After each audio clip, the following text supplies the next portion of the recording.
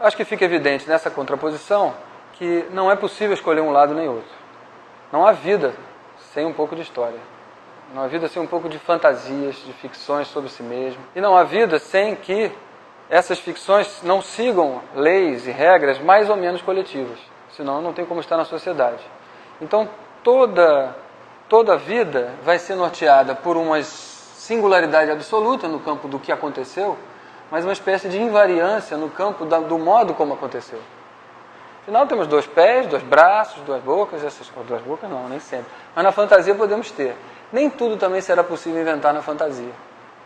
E a fantasia segue certas leis. Então, para que a gente possa trabalhar nessa clínica, em que vai lidar com o humano, buscando a sua origem, a gente vai precisar dos 2 aspectos. É preciso mergulhar na história para poder encontrar os pontos de variância e invariância. Alguns serão coletivos, necessariamente, e outros serão pessoais, muito singulares. E esses são os mais difíceis de localizar. Porque eu sei que eu, sendo homem, devo me comportar assim, assim, assado, mas eu não sei exatamente, eu sendo homem como eu sou, até que ponto eu devo me comportar diferente de todos os outros, até que ponto eu posso ser igual. É difícil. Então, eu pensei numa metáfora para dar a ideia de como a clínica envolve os 2. A clínica freudiana, tal como lida por Lacan. A ideia é usar uma metáfora do Freud, que foi como é que eu falo para o meu paciente, como começa uma análise.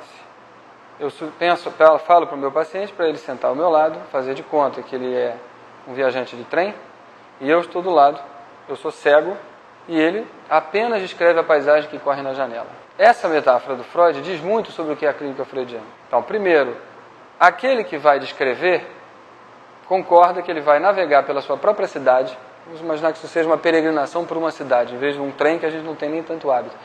Ele vai andar pela cidade e vai deixar a cidade se deslocar na frente dele, ele vai andar a esmo. Ele vai andar sem se preocupar em pegar as avenidas principais, porque essas ele já está acostumado a pegar, ele já conhece. E se deu errado, é porque elas não vão lhe servir agora. Então, se eu pego sempre o mesmo caminho para ir visitar minha namorada, agora eu vou precisar outra coisa, porque quando eu vou visitar minha namorada, ela me deu algum problema, nessa relação nada está funcionando. Então, se eu chegar nessa relação pelo mesmo caminho, vai continuar não funcionando. Então, suspenda isso. Suponha que a sua vida é muito mais do que as suas avenidas principais, que a sua cidade é muito mais do que apenas o que o GPS mostra. Suponha que a sua cidade é algo que você tem vielas, becos, coisas fechadas, coisas abertas, passagens escondidas para você, e vamos percorrer todas para mapear a sua cidade de dentro. Se a clínica psicanalítica é isso, a questão agora é para onde isso vai.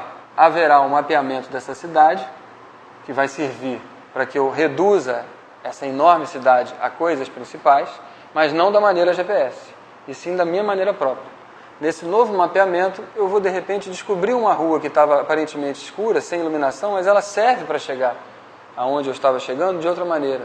E quando eu chego lá, eu chego diferente. Eu vou abrir certas placas que estavam fechadas, eu vou mudar a posição dos sinais, mudar alguma coisa nos meus circuitos, que fazem com que agora eu viva numa nova cidade. Então, alguma coisa que essa cidade encerra, que é a minha vida, o meu mais essencial, real, eu não vou saber dizer depois dessa peregrinação do mesmo jeito, mas eu vou ter recontado a minha cidade. Eu tenho um novo mito, um novo romance, nova história, e nessa nova história eu tenho situações e passagens diferentes. Se isso é verdade, se essa metáfora serve, a clínica freudiana, ela não é do bisturi e nem da objetivação. Hoje em dia, eu pensei também na situação bem concreta de hoje, que se discute se deve derrubar a perimetral no Rio, aquela coisa horrorosa que a gente vê e que atrapalha o centro da cidade. Alguém colocou porque pensava que o centro da cidade não tinha a menor importância e que o importante era ir do centro para a zona sul. Hoje a gente diz que uma cidade deve contemplar aquilo ali. Então, a tendência dos tempos de hoje e a tendência da prefeitura de hoje, a tendência de todos nós é dizer, derrube-se.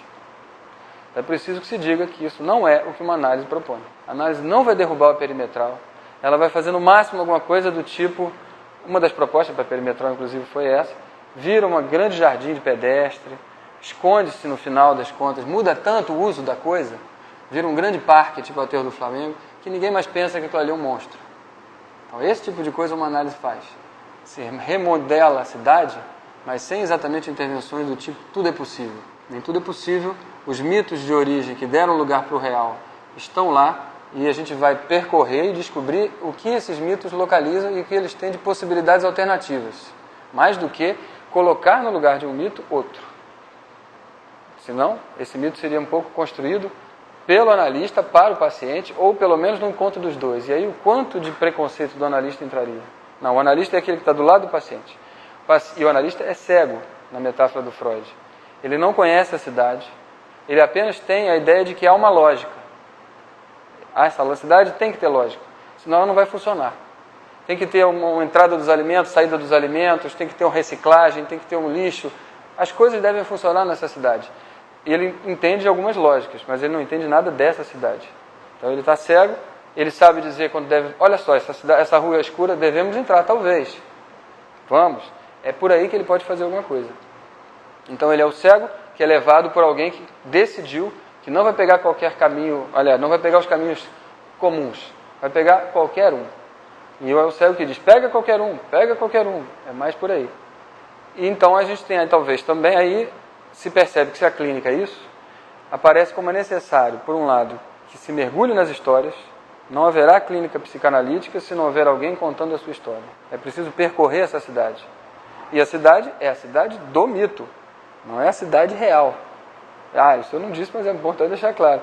É a cidade que é a maneira como você se vê no mundo, incluindo as coisas que você se vê conscientemente e as coisas que você vê e que não percebia que não via, mas que estavam por ali. É essa que a gente vai entrar. Então é preciso que alguém conte a sua vida. Em contando a sua vida, é preciso que haja uma espécie de enxugamento, do tipo haikai, do tipo poesia concreta. É preciso que se possa reduzir. Em reduzindo, isso acontece, isso tem efeitos terapêuticos, já temos aí a noção necessária de uma abstração que leva para o matema ou para a estrutura. Mas em reduzindo, ainda é preciso que alguma coisa a mais se dê para que se conclua o processo. E ele envolve um pouco a lógica que se descobre da cidade quando há redução. E não é apenas eu reescrevi a minha cidade, é que eu descobri a lógica dela. Isso parece abstrato, mas não é. É nesse tipo. Tartaruga por dentro é parede. Eu descobri que para mim uma tartaruga vai ser sempre uma espécie de casa. Por exemplo, eu descobri algumas coisas que serão sempre de uma certa maneira. E por isso é preciso um pouco de enxugamento para se perceber que há possíveis e impossíveis. É nesse sentido que eu falo de lógica. Não é que eu tenho uma fórmula de mim. Eu sou analisado e eu sei exatamente como é a minha cidade. Não, porque a cidade muda. Se eu ficar assim, eu fechei na análise e não paro. Não, eu descobri uma lógica que essa cidade tem, que ela não poderá fazer algumas coisas e ela poderá fazer um tanto de outras. Então, esse aspecto lógico da análise é requerido por Lacan para que a gente possa dizer, terminou, que é, eu tenho não só um enxugamento da minha cidade, eu sei como ela funciona e eu reconfigurei, como também eu peguei uma certa lógica da coisa que faz com que eu possa sair por aí, mudando à vontade e sabendo que algumas coisas eu posso e outras não.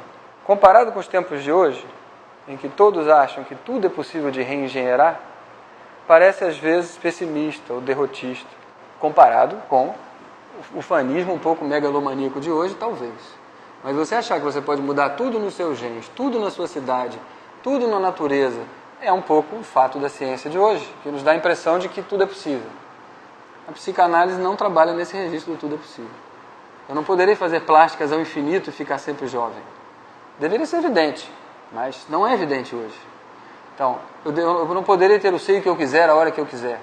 Eu não poderia ter o corpo que eu quiser a hora que eu quiser. Da mesma maneira, a psicanálise traz essa noção do impossível como, para a minha cidade, para o meu ser, nem tudo é possível.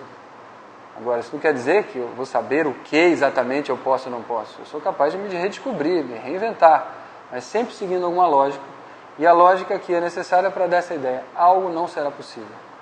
Parece pessimista, mas na verdade, na prática, quando você experimenta, é o contrário, é uma liberação. Em vez de você ser obrigado a poder se regenerar e se recriar o tempo todo, você sabe uma coisa pelo menos que não vai dar, então um número infinito de outras coisas passam a ser possíveis.